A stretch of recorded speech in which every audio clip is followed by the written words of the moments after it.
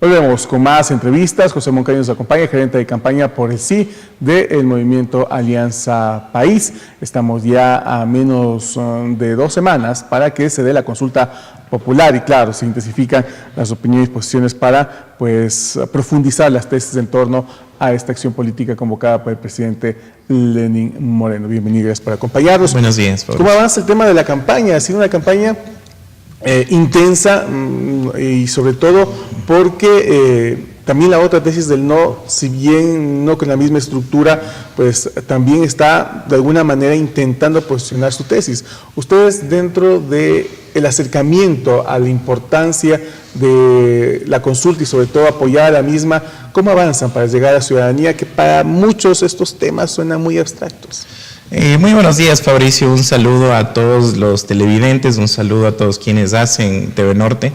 Sí, efectivamente, la campaña siempre va a ser un trabajo extenuante, un trabajo que tenemos que los políticos trabajar demasiado, pero creo que lo hacemos con muchísimo gusto. Creo que, y ese es uno de los objetivos, lo que usted acaba de decir, que la ciudadanía se empape de lo que de las preguntas y de lo que consiste esta consulta popular. Creo que el objetivo siempre ha sido ciudadanizar la campaña política. Entonces, más que pegar gigantografías, pegar afiches, embanderar las ciudades, las parroquias, los cantones, nuestro objetivo es conversar con la ciudadanía, contarle en qué consisten las 7 preguntas. Creo que en ese objetivo hemos trabajado intensamente. Prueba de ello es mi voz, Fabricio, y seguimos trabajando específicamente en esto, en decirle a la ciudadanía, siempre como estrategia prioritaria, decirle la verdad, decirle en qué consisten las preguntas y decirle que esta es una consulta popular que antepone los intereses de la ciudadanía a los intereses de cualquier partido político o cualquier político específicamente. Los temas de análisis, sin embargo, se han centrado en 3, claro, son 7 preguntas, 5 dentro de un referéndum, 2 en tema de consulta popular, pero son 3 las que han generado especial debate, sobre todo con quienes se oponen a la consulta popular, la que se refiere a la ley de plusvalía, su eliminación, a la que se refiere el cese del Consejo de Participación Ciudadana y Control Social, y en lo que se refiere a la eliminación de la reelección indefinida. ¿Por qué es importante estos temas? Porque estos temas, a pesar de que son 7 preguntas, estos 3 generan especial debate. A ver, mire, yo creo que especial debate también genera la pregunta relacionada con los funcionarios públicos para que sean inhabilitados de forma civil o este término un poco duro que es la muerte civil. Creo que la corrupción tiene que ser combatida. El Ecuador es firmante de algunos tratados internacionales de lucha contra la corrupción. La ONU nos habla de que el 5% del PIB mundial, que son 26.000 billones de dólares, se van en corrupción. Esto es 13 veces más de los dineros o de los recursos que se destinan para ayuda social a países que están en vías de pobreza. Nosotros tenemos que combatir la corrupción. Creo que ese es el ejemplo que tenemos que darle a las nuevas generaciones y a quienes quieren hacer política, de que los pillos, los corruptos siempre van a estar presos y que no pueden regresar a hacer política, a tomar decisiones en contra de la gente, a favor de sus bolsillos y estar cercanos al poder. No podrán, votando sí en esta pregunta, no podrán regresar a ser candidatos, y las empresas corruptoras como Odebrecht tampoco podrán regresar o retornar al país para ser adjudicadas con contratos de millones de dólares. Creo que el tema de la reelección es muy importante. Veamos lo que ha sucedido en el Ecuador. Y esto tiene que ver con esa obsesión que tienen los políticos de eternizarse en el poder. Y yo creo que el eternizarse en el poder, eso termina en un caudillismo y termina también en corrupción. La pregunta de la reelección no deja de ser una pregunta anticorrupción, porque cuando un político quiere eternizarse en el poder, termina en corrupción. ¿Por qué? Porque, por ejemplo, en ese tema, el argumento de quienes dicen o apoyan el no, aseguran que al fin y al cabo es quitarle un derecho a la ciudadanía de elegir, porque la reelección indefinida habla de eso, de una reelección a través de un proceso electoral, donde la ciudadanía, ya sea por buena gestión, sigue apoyando la actividad política de quien busca continuar dentro de los cargos. de alguna manera ellos afirman que se está quitando ese derecho ciudadano a decir, bueno, si ha sido una buena gestión, es un buen administrador de la ciudad, un buen presidente, un buen asambleísta, un buen concejal, pues que sigan sus funciones. Sí, para eso está la única reelección, no la reelección indefinida. La única reelección que fue aprobada en la Constituyente y en la Constitución del 2008. Ese fue el espíritu de Montecristi, esas fueron las tesis de la Revolución Ciudadana, tan solo una reelección para el caso que usted acaba de decir. Cuando un prefecto, cuando un alcalde ha hecho muy bien las cosas, ¿por qué no ser premiado con una reelección? Para que termine incluso y ejecute toda la planificación establecida por él en el primer periodo, pero no la reelección indefinida. Tenemos que recordar que la reelección indefinida fue aprobada el 3 de diciembre del 2015 en un paquete de enmiendas y de cambios a la Constitución por parte de la Asamblea Nacional, de espaldas al pueblo ecuatoriano. Si hablamos de que no es una reelección, sino de una postulación indefinida como un derecho constitucional, también hablemos como un derecho constitucional la igualdad política para todos los ciudadanos y para todos los habitantes de un país. Entonces, cuando hay una reelección indefinida, no hay igualdad. ¿Por qué? Porque no hay diferencia entre un prefecto que ha trabajado 8 años, hay mucha diferencia entre un prefecto que ha trabajado muchos años ejecutando obras a un joven político que quiere postularse al mismo cargo.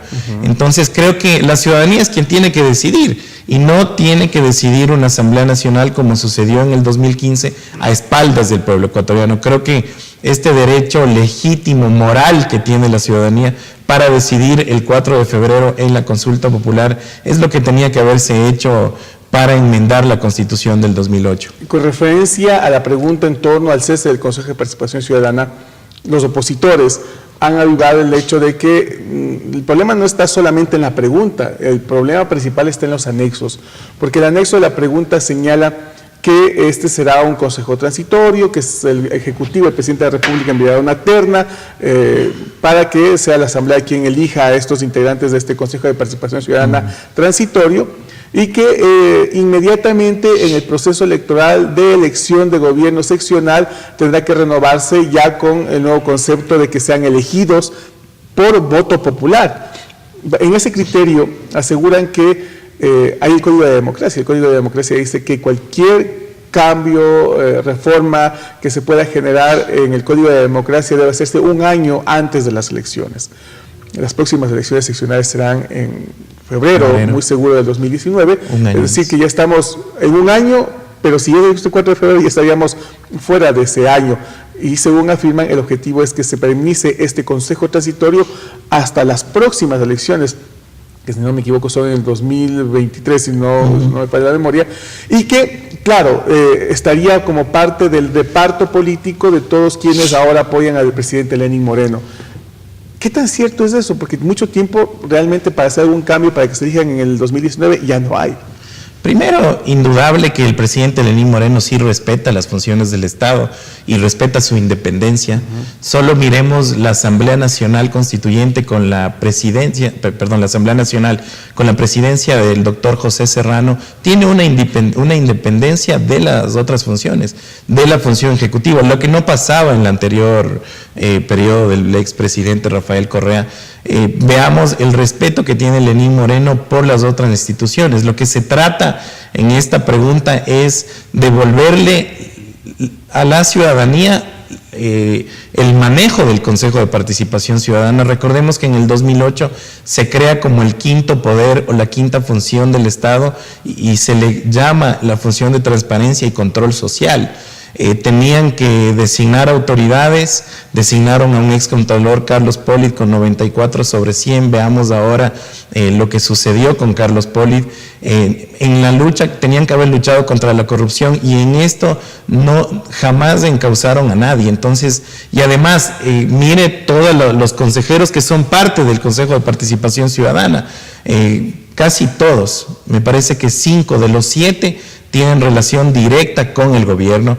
El vicepresidente del Consejo de Participación es casado con una distinguida asambleísta, otro consejero es casado con un asambleísta, los dos de Alianza País, el otro consejero es quien le manejaba la agenda al expresidente Correa, otra consejera es quien fue asesora directa de Jorge Glass, otro consejero ex asesor de Doris Solís. Entonces se supone que el Consejo de Participación Ciudadana, al ser una función del Estado, tenía que tener independencia, tenía que tener esa vigorosidad de la participación ciudadana y que los procesos de selección de los 6 superintendentes, del defensor del pueblo, del fiscal, de los consejeros del CNE, sean de una forma transparente. Y esto se convirtió lamentablemente en botín político del gobierno de turno. Pero ¿cómo se puede evitar para que este Consejo de Transición no termine siendo lo mismo? El presidente Lenín, en la entrevista que tuvo con algunos medios de comunicación, que por cierto son medios que antes no tenía acceso el expresidente Correa. ¿Por qué? Porque había esa divergencia y eran los medios de comunicación, los periodistas también eran parte de la pelea política con el presidente, con el expresidente. Entonces hay que destacar eso. En esa entrevista el presidente Lenín Moreno fue claro en decir, así como enviaron 2.400 preguntas, 700 organizaciones sociales, de las cuales han quedado 7 preguntas para la consulta del 4 de febrero, necesitamos que la ciudadanía nos envíe propuestas de consejeros transitorios para el nuevo Consejo de Participación Ciudadana transitorio. ¿Por qué no puede estar un Julio César Trujillo? ¿Por qué no puede estar una María Paula Romo? ¿Por qué no pueden estar periodistas honestos que han hecho su labor con una forma transparente, imparcial? Veamos en la designación, yo creo que hay que confiar en el presidente Lenín Moreno. El presidente Lenín Moreno lo que dice es que va a enviar 7 ternas, pero producto de la ciudadanía, así como son las preguntas de la consulta popular a la Asamblea Nacional Constituyente, para que la Asamblea, en la legitimidad que representa por ser electos de forma popular los asambleístas, nuestro presidente de la Asamblea Nacional, sean quienes elijan los 7 consejeros de manera transitoria y después estos consejeros sean electos de forma popular. ¿Qué más legitimidad? Y finalmente el tema de la ley de plusvalía, que es otro de los temas de debate. Desde los militantes del ala correísta aseguran que precisamente eliminar la ley de plusvalía va a avivar todavía estos procesos de que se generen situaciones de evasión de impuestos por el tema de terrenos que se mantuvieron por mucho tiempo de engorde, que esa era la intención de esta ley, que evitar la especulación de las tierras. Si se elimina eso, aseguran, se retomará otra vez estas actividades, estas acciones que realmente perjudicaban a los más pobres, porque un terreno que costaba 15, luego porque pasó una carretera pasó a costar 50 y no hay ningún tipo de control, generaba una afectación. Sí, a ver, el presidente Lenín Moreno y el equipo económico han sido absolutamente claros en este tema. La ley de plusvalía, en primer lugar, hay que analizar que fue una ley que se le impuso a la ciudadanía, se le impuso al sector de la construcción, que es el segundo sector económico más importante del país.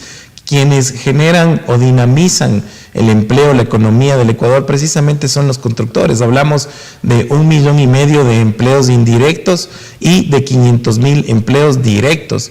Yo he conversado con algunos constructores que me acaban de comentar que acaban de cerrar sus empresas porque ya no hay oferta, ya no hay demanda y por lo tanto ellos ya no pueden ofertar el tema de la construcción. Si bien la ley de plusvalía tenía que ser una herramienta para combatir la especulación de tierras, se convirtió en una herramienta de decrecimiento de este sector. Este sector decreció desde que se promulgó la ley de plusvalía de forma impuesta, repito, decreció en un 8%. Los capitales de los constructores fugaron a Panamá, fugaron a Perú, fugaron a Estados Unidos también. Entonces, y el presidente Lenín Moreno ha sido claro en que posteriormente se van a aprobar leyes para evitar la especulación.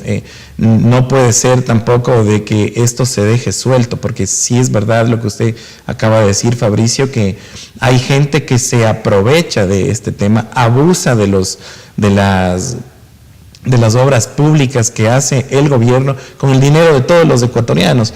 Terrenos que compraron en $30, después pasa una carretera, un paso lateral, como sucede en Ibarra, y después va a costar 10 veces más. Creo que el Ecuador y los ciudadanos estamos en un legítimo derecho de perseguir ese impuesto y esa ganancia un poco abusiva que tienen algunos especuladores. Pero han sido claros, el presidente Lenín Moreno ha sido claro en este tema, que a posteriormente se van a promover leyes que incentiven el cobro de este impuesto a la especulación.